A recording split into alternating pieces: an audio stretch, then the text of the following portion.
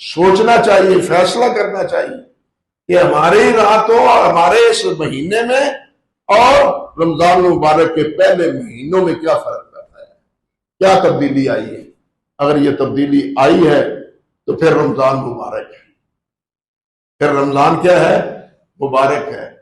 اگر یہ تبدیلی نہیں آئی، ہم نے یہ مہینہ بھی اسی طرح گزار دیا جس طرح باقی 11 مہینے گزار دیے، تو پھر یہ رمضان المبارک ہمارے لیے مبارک نہیں ہے، یہ ان کے لیے مبارک ہوگا جنہوں نے اس میں اپنی زندگی میں تبدیلی پیدا کر لی، اپنے لیے اللہ کی بخشش اور مغفرت کا کوئی سامان تیار کر لیا، کچھ اللہ کو راضی کرنے کی محنت کی، اس کے لیے یہ مبارک ہے۔